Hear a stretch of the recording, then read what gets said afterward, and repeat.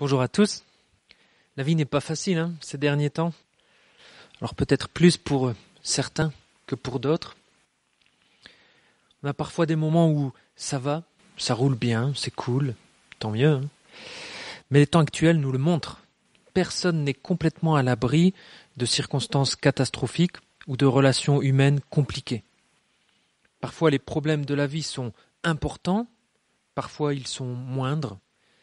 Parfois on passe toute la journée avec cette impression qu'on est juste en train d'essayer d'éviter les obstacles qui s'enchaînent, un peu comme dans les vieux jeux vidéo où il y avait un caillou qui tombait à droite, fallait aller à gauche, il y avait un caillou qui tombait à gauche, fallait aller à droite, fallait sauter les trous, etc. Parfois on a l'impression que nos journées sont juste comme ça, et c'est fatigant.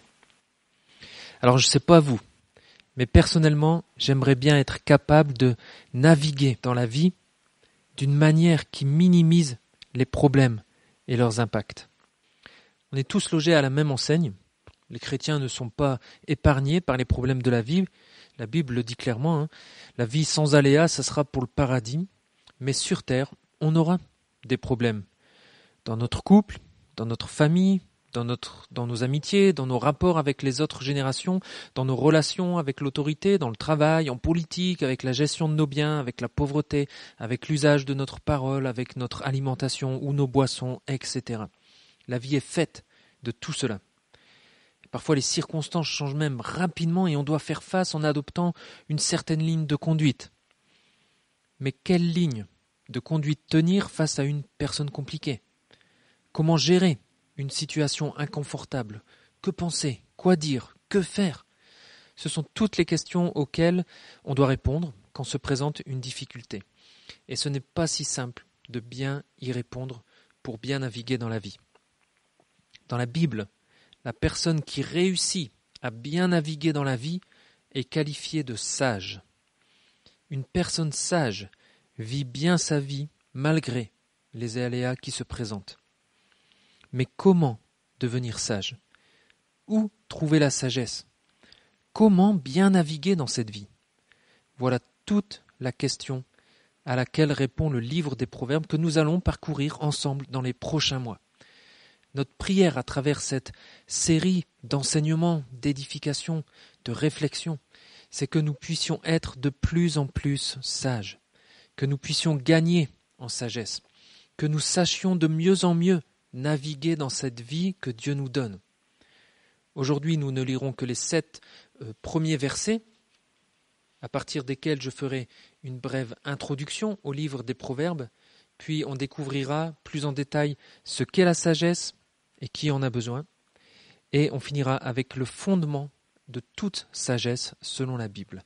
Alors je commence à lire Proverbe 1, verset 1. Voici ce qu'on lit. Proverbe de Salomon, fils de David, roi d'Israël. Alors ce premier verset fait de Salomon, fils de David et roi d'Israël, le principal contributeur et instigateur des proverbes. Quand on parle de Salomon, on pense souvent à sa sagesse, il l'avait demandé à Dieu et Dieu la lui a accordée. Et dans le livre des proverbes, on trouve environ 800 des 3000 proverbes que Salomon a pu écrire. Mais Salomon n'est pas le seul auteur de tous ces proverbes qu'on trouve dans le livre des proverbes. On trouve en plus des auteurs comme Agour et Lemuel et aussi des sages. Donc le livre des proverbes, c'est une anthologie, un recueil de proverbes sélectionnés. Du coup, c'est difficile de dater précisément le travail d'édition finale du livre. Il n'y a que pour les proverbes de Salomon où l'on peut affirmer qu'il date donc du Xe siècle avant Jésus-Christ. Est-ce que vous vous rendez compte ? On va plonger nos regards dans une sagesse qui date. Et ce qui est fou, et on va le découvrir au fur et à mesure qu'on va avancer dans ces proverbes, c'est que cette sagesse que nous transmet les proverbes est terriblement d'actualité. Nous en avons encore besoin. Le recueil des proverbes se découpe en 2 parties. Les chapitres 1 à 9 donnent l'introduction générale avec le fondement que nous allons découvrir aujourd'hui et le choix suprême aussi auquel fait face tout être humain et ce choix nous le découvrirons dans 2 semaines.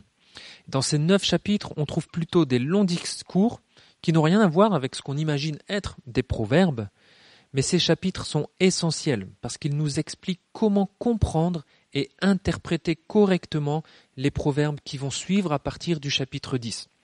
Et c'est à partir donc du chapitre 10 jusqu'au chapitre 31 qu'on trouve les proverbes dans la forme qu'on connaît encore aujourd'hui. Parce qu'aujourd'hui encore, on a des proverbes, des dictons, des maximes qui reposent sur l'expérience de la vie quotidienne. Par exemple, il faut tourner 7 fois sa langue dans sa bouche avant de parler.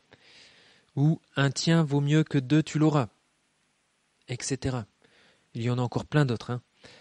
Alors tous ces proverbes ne sont pas tirés de la Bible, mais simplement en les citant, on démontre en fait quelque chose qui est valable aussi pour les proverbes bibliques, c'est que les proverbes sont concis, faciles à apprendre par cœur, simples, clairs, mais cela ne les empêche pas d'être profonds et stimulants. Et c'est pour ça que c'est difficile de lire un grand nombre de proverbes à la suite, parce que leur intensité appelle forcément à l'approfondissement. Et les proverbes sont aussi très pratiques. Ils concernent la moralité. Alors aujourd'hui, on dirait qu'ils concernent l'éthique, la façon de vivre. C'est pour ça qu'ils abordent différents sujets de la vie, pour nous apprendre à naviguer avec sagesse dans tous ces sujets. Donc ils nous parlent du couple, de la famille, de nos amitiés, de nos rapports avec les autres, de l'autorité, du travail, de la politique, de la gestion de nos biens, de la pauvreté, de l'usage de notre parole, de l'alcool, etc. C'est vraiment très pratique, les proverbes. Mais en disant cela, il faut tout de suite préciser qu'il y a 2 pièges à éviter lorsqu'on lit les proverbes. Le premier piège, c'est qu'il ne faut pas absolutiser les proverbes. Lorsqu'on se dit « Tiens, ce proverbe dit ça, alors je vais le mettre en pratique et j'obtiendrai ce qu'il dit », là, on rend absolu un proverbe. Vous avez déjà fait ça ? Moi oui. Mais un proverbe, ce n'est pas un commandement de Dieu. Ce n'est pas une promesse de Dieu qui est valable ici, maintenant et dans tous les cas. Un proverbe, c'est une vérité générale qui est faite à partir d'observations de la vie, des observations véridiques. Et cette vérité générale, elle est confirmée 9 fois sur 10 par le temps. Parce que les proverbes exposent l'ordre normal des choses que Dieu a établies. Mais il y a des exceptions. Donc quand un proverbe promet la réussite, la prospérité ou une longue vie, ce n'est pas absolu, ce n'est pas automatique. Mais la bénédiction est probable et vraie la plupart du temps. Donc par exemple, Proverbe 4, verset 10 dit « Mon fils, écoute-moi et reçois mes paroles, ainsi tu prolongeras ta vie. » Donc un enfant qui écoute ses parents et met en pratique leur enseignement prolongera sa vie. Il naviguera mieux dans sa vie et il évitera les pièges qui pourraient l'amener à la mort. Mais nous avons dans la Bible une exception à ce proverbe, avec l'histoire de Job. Job était un homme sage. Il avait 7 fils et 3 filles qui l'enseignaient et eux l'écoutaient. Et pourtant, le même jour, ses 7 fils et ses 3 filles moururent. Leur vie n'a pas été prolongée. Et ce n'est pas parce qu'ils n'ont pas écouté leur père. Il ne faut pas absolutiser les proverbes, c'est un piège. Et cet exemple nous mène au second piège à éviter. Il ne faut pas isoler les proverbes. On ne glane pas dans les proverbes des pépites de bons conseils sur tel ou tel sujet qu'on va pouvoir s'appliquer à nous-mêmes ou appliquer à d'autres. Si on fait ça, on risque d'avoir une lecture exclusivement moralisatrice du livre. Donc on n'isole pas un proverbe des autres proverbes qui abordent le même thème. Par exemple, un proverbe régulièrement cité de manière isolée est le proverbe 16, verset 3, qui dit « Recommande tes œuvres à l'Éternel et tes projets se réaliseront. » Ce proverbe, il est génial. J'ai un projet qui me tient à cœur, je vais prier l'Éternel pour lui parler de mon projet, pour lui exposer la chose, etc. Et puis ça va se réaliser. Génial. Alors déjà, en faisant ça, on tombe dans le piège d'absolutiser un proverbe, mais on oublie aussi tous les autres proverbes qui parlent de comment on fait des projets. Proverbe 15, verset 22, par exemple. Quand on ne consulte personne, Les projets échouent. Mais lorsqu'il y a beaucoup de conseillers, ils se réalisent. Proverbe 16, verset 1. L'homme fait des projets, mais celui qui a le dernier mot, c'est l'Éternel. Proverbe 20, verset 18. Lorsque tu fais des projets, prends conseil et ne te lance pas dans une bataille sans une stratégie bien conçue. Ah ah. Ça remet les choses en équilibre, n'est-ce pas? Alors vous inquiétez pas, on aura un temps où on va s'édifier les uns les autres à partir des proverbes sur cette thématique de comment on fait des projets dans la vie. Mais retenons bien donc qu'il ne faut pas isoler un proverbe des autres proverbes qui parlent du même thème, ni du reste de la Bible d'ailleurs.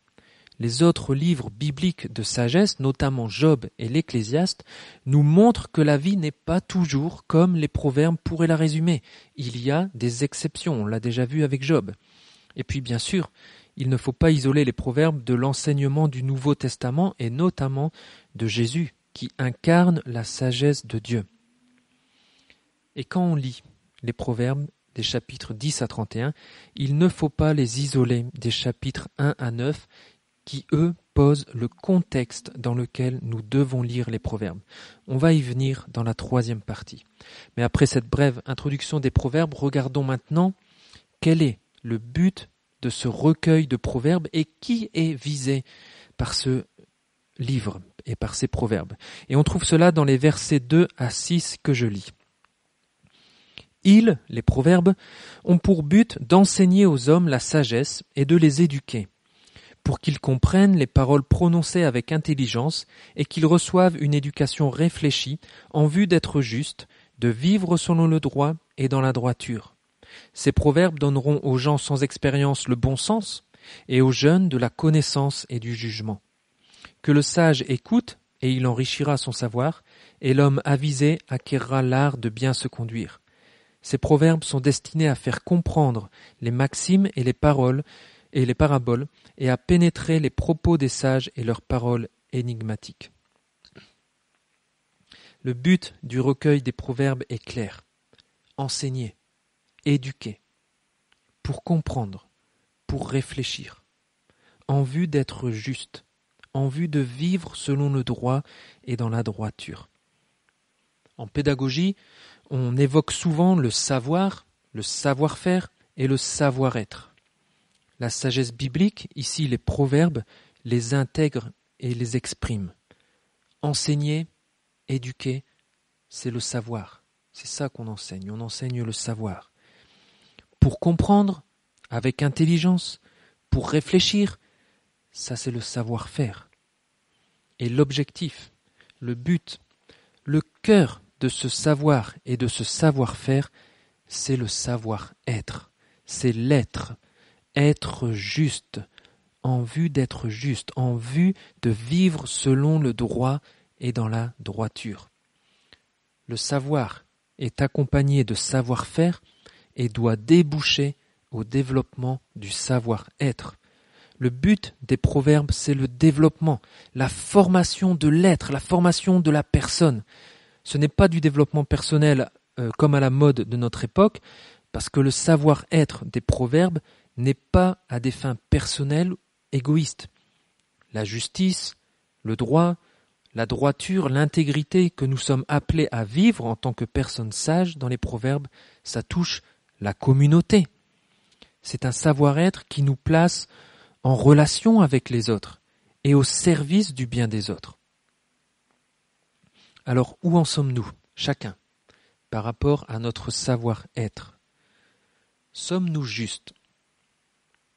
Vivons-nous selon le droit et dans la droiture? Alors, c'est peut-être des termes généraux. Alors, je vais détailler un peu.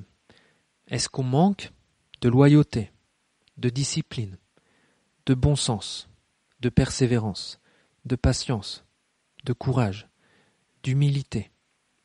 Tout ça fait partie du savoir-être que vise la sagesse des proverbes. Et là, on touche du doigt quelque chose d'important à propos de la sagesse des proverbes. La sagesse dans la Bible n'est pas uniquement intellectuelle. La sagesse, ce n'est pas juste le savoir et le savoir-faire. La sagesse implique l'être tout entier. Il faut bien se souvenir de cela pour avoir une lecture édifiante des proverbes. La sagesse biblique, c'est un art de vivre. C'est la capacité à bien naviguer dans cette vie. La sagesse biblique est pratique. Elle nous aide pour savoir comment agir, comment parler dans différentes situations de la vie. Elle nous aide à éviter les problèmes ou elle nous donne les capacités de les gérer lorsqu'ils se présentent. Elle nous aide à comprendre les autres avec qui nous sommes en relation afin de réagir correctement à ce qu'ils nous disent ou nous font. La sagesse, ce n'est pas l'intelligence pure et simple.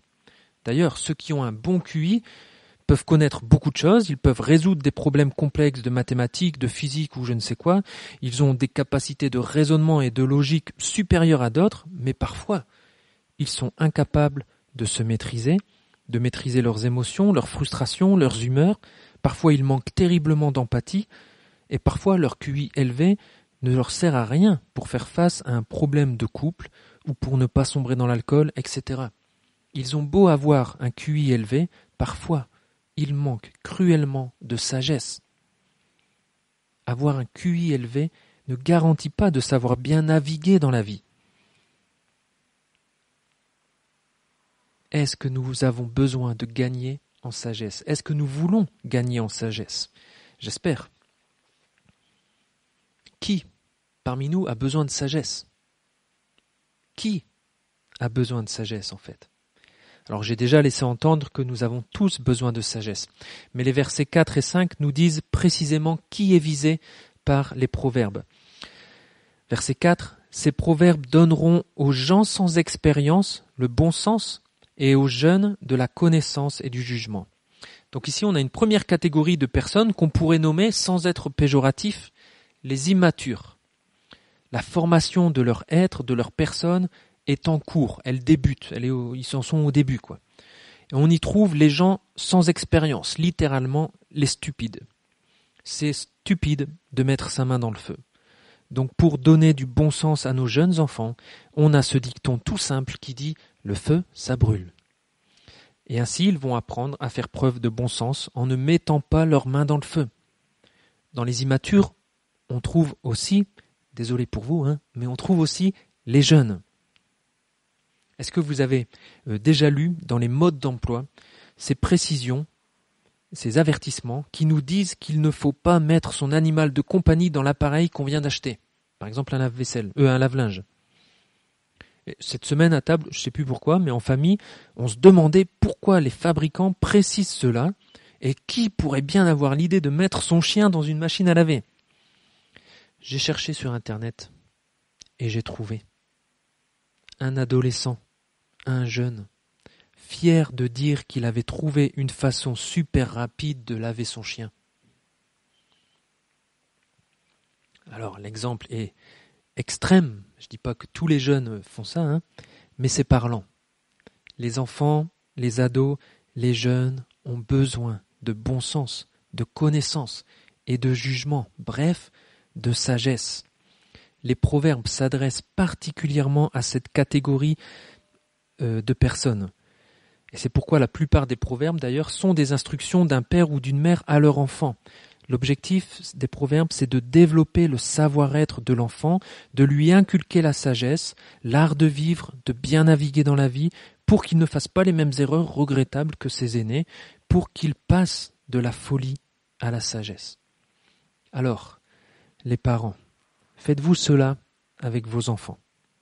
Avez-vous déjà lu et expliqué des proverbes à vos enfants et ados? Je vous mettrai dans l'info hebdo un livre qui peut vous être utile si vous souhaitez commencer cette année, par exemple, alors que nous allons parcourir ensemble les proverbes. Si vous souhaitez les parcourir avec vos enfants, il y a une ressource intéressante à utiliser. Et vous, les enfants et les jeunes, je vous encourage. Écoutez l'enseignement de vos parents ou de vos grands-parents. Ne méprisez pas l'enseignement qu'ils vous donnent. Mais il y a aussi une seconde catégorie de personnes. Verset 5, « Que le sage écoute et il enrichira son savoir, et l'homme avisé acquérera l'art de bien se conduire. » On va appeler les personnes de cette catégorie les matures. Si vous vous placez dans cette catégorie de personnes, vous aussi, vous bénéficierez du livre des Proverbes. Il enrichira votre savoir et vous continuerez d'acquérir l'art de bien vous conduire, de bien naviguer dans votre vie.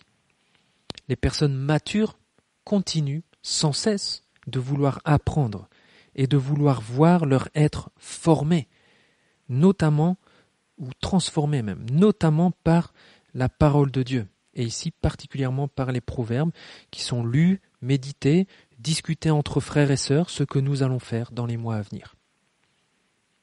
Est-ce que nous reconnaissons que nous avons besoin de savoir, de savoir-faire et de savoir-être?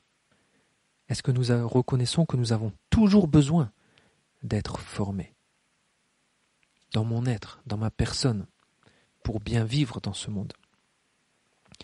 Alors tout le monde ne répondra pas positivement à ces questions, parce que même si la sagesse biblique des proverbes est similaire à la sagesse qu'on trouve ailleurs dans le monde, il y a un fondement essentiel pour vivre la sagesse transmise par les proverbes.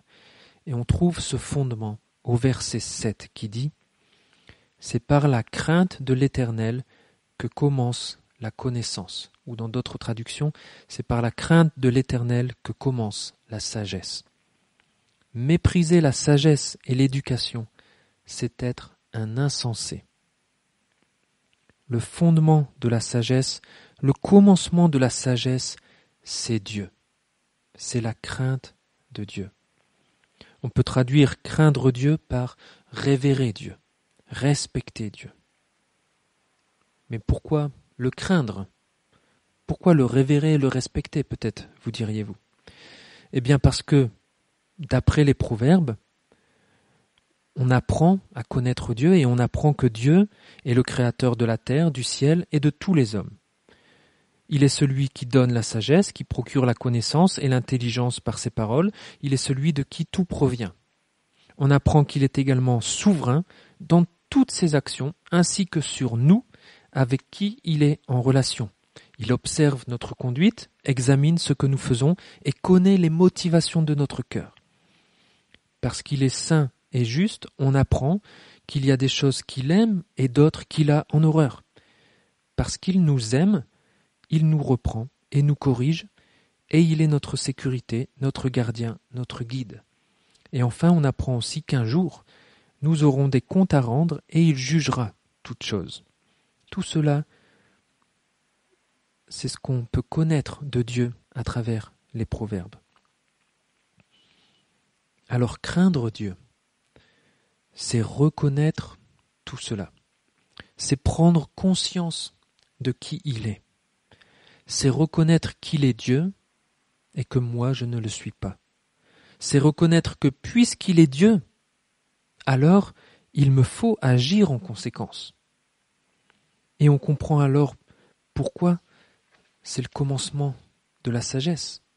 C'est parce que je reconnais qu'il est souverain, qu'il dirige toutes choses, que je vais me confier en lui pour qu'il guide ma navigation dans la vie, dans mes projets, etc., plutôt que de me confier dans mes propres forces et ma propre intelligence qui sont souvent bien faibles pour naviguer dans ma petite vie. C'est parce que je reconnais qu'il voit tout ce que je fais, même les motivations de mon cœur. C'est parce que je sais qu'il y a des choses qu'il aime et d'autres qu'il n'aime pas, parce que je sais que je devrais rendre des comptes un jour. C'est parce que je prends conscience de cela que je vais commencer à vivre ma vie en examinant mes motivations, en cherchant à me détourner du mal pour naviguer en étant juste et droit. C'est parce que je suis conscient qu'il corrige et reprend ce qu'il aime que je vais accepter la correction de ma trajectoire lorsque je navigue pas comme il faut dans la vie. C'est parce que je sais que tout un chacun est créateur de Dieu et créature de Dieu que je vais vouloir naviguer dans ma vie en aimant les autres. Alors retenons bien ceci. Craindre l'Éternel, c'est reconnaître qui il est et agir en conséquence dans tous les domaines de ma vie. On comprend pourquoi cela est le commencement de la sagesse. La sagesse biblique, c'est la capacité de bien naviguer dans cette vie en tenant compte du rôle fondamental de Dieu dans le monde et dans nos vies. Donc je résume ainsi le fondement des proverbes. Craignons Dieu pour passer de la folie à la sagesse.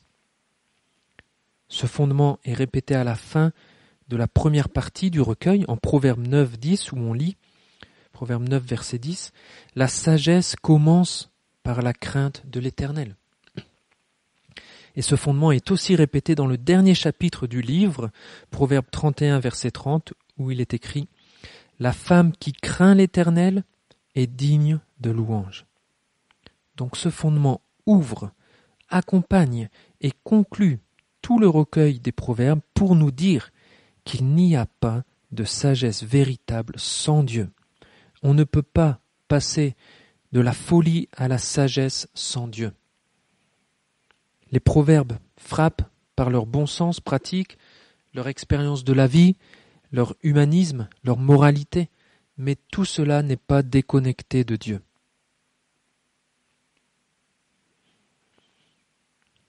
Le contenu de certains proverbes ressemble très fortement à ceux de peuples non israélites, mais ils sont fondamentalement différents parce qu'ils enseignent que la vraie sagesse est un art de vivre devant Dieu, pour Dieu et avec Dieu, dans le monde et avec les êtres que Dieu a créés. Et aujourd'hui, pour nous, en 2020, après l'incarnation de la sagesse de Dieu en Jésus-Christ, on ne peut pas passer de la folie à la sagesse sans Jésus-Christ. L'apôtre Paul dit que en Jésus-Christ se trouvent cachés tous les trésors de la sagesse. Aujourd'hui, connaître la personne de Jésus-Christ, accepter son œuvre de salut, placer notre foi, notre confiance en lui, c'est l'équivalent de craindre, de révérer l'Éternel. Et donc ça constitue le commencement, le fondement de la sagesse. Il n'y a pas de sagesse sans Dieu, sans Jésus. Le livre des Proverbes et la sagesse qu'il communique sont pour tout le monde, sauf pour les insensés. Mépriser la sagesse et l'éducation, c'est être un insensé, nous dit le verset 7. Les insensés sont exclus de la sagesse des Proverbes. Ou plutôt, ils s'excluent eux-mêmes de cette sagesse. Pourquoi ? Parce que la Bible nous dit, au psaume 14, verset 1 par exemple, que les insensés pensent et disent « Dieu n'existe pas ». Donc les insensés ne peuvent pas participer à la véritable sagesse puisqu'ils rejettent Dieu. Et c'est pour ça qu'il est important de commencer avec Dieu. Et les 9 premiers chapitres des Proverbes, à travers une métaphore que nous allons découvrir dans 2 semaines, vont nous proposer ce choix ultime pour notre vie. Dieu ou pas ?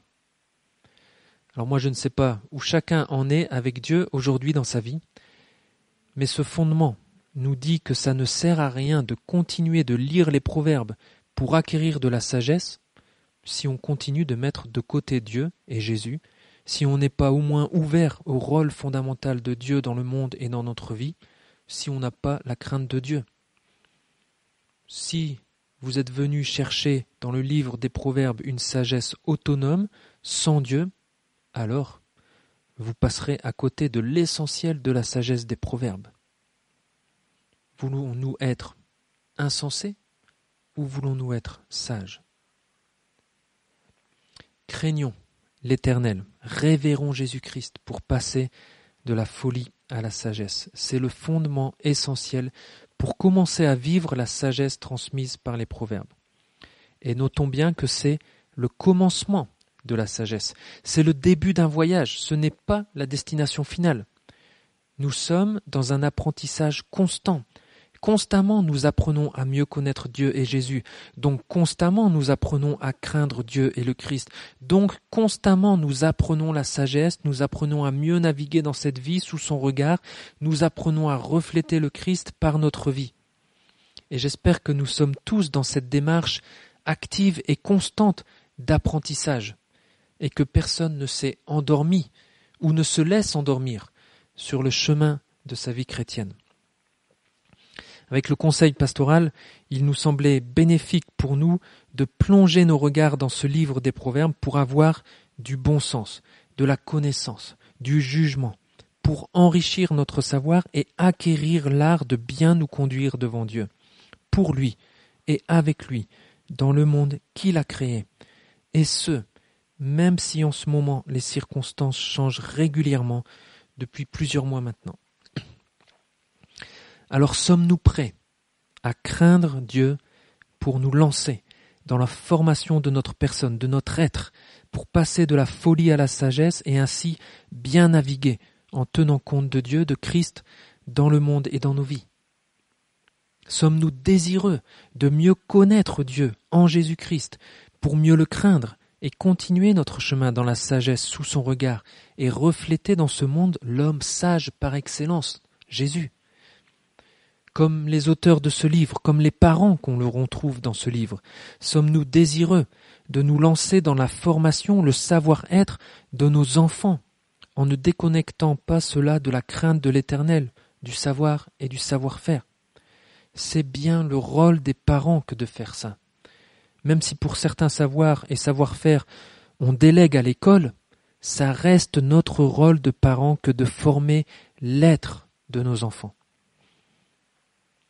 Sommes-nous conscients aussi que cette formation de l'être se vit également dans notre édification mutuelle entre frères et sœurs, pour nous exhorter les uns et les autres à bien vivre selon Dieu dans les différentes situations de l'existence?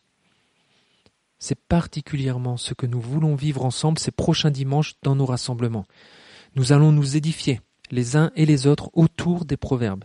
Et à cet effet, vous allez recevoir dans l'info hebdo un document qui contient l'essentiel pour nos temps d'édification à venir. Vous verrez qu'à l'intérieur, il y a un petit résumé des proverbes, des pièges à éviter, etc. Et vous verrez qu'on a regroupé tous les proverbes qui parlent d'un même thème ensemble, etc. L'idée, c'est que chacun d'entre nous, durant la semaine qui précède un rassemblement, on puisse méditer les proverbes qui touchent à l'un ou l'autre terme et que le dimanche, conduit par un enseignant, nous nous édifions mutuellement par rapport à ce que Dieu nous a fait comprendre des proverbes et comment nous pouvons les vivre de manière pratique. Alors pour ceux qui ne reçoivent pas l'info hebdo et qui souhaitent le recevoir, venez me voir. À la fin, je prendrai votre adresse email, etc. Puis je vous ajouterai à la liste d'envoi. Et pour ceux qui ne peuvent pas recevoir l'info hebdo ou qui ne peuvent pas imprimer, il y a quelques exemplaires de ce document à la sortie qui peuvent vous être remis et on en donnera un par foyer. Je termine en lisant Proverbe 2, versets 1 à 5 qui dit « Mon fils, si tu acceptes mes paroles, si tu conserves mes préceptes au fond de toi-même, si tu prêtes une oreille attentive à la sagesse, en inclinant ton cœur vers l'intelligence, oui, si tu fais appel au discernement, si tu recherches l'intelligence, si tu la recherches comme de l'argent, si tu creuses pour la trouver comme pour découvrir des trésors, alors tu comprendras ce qu'est craindre l'Éternel et tu apprendras à connaître Dieu. Craindre Dieu pour passer de la folie à la sagesse ne vient pas simplement du ciel, ça ne vient pas simplement en écoutant quelqu'un parler le dimanche, ça demande un investissement personnel. Sommes-nous prêts à cela? Que l'Éternel nous aide et que l'Église, telle que nous la vivons actuellement, participe aussi à nous aider à passer de la folie à la sagesse. Amen.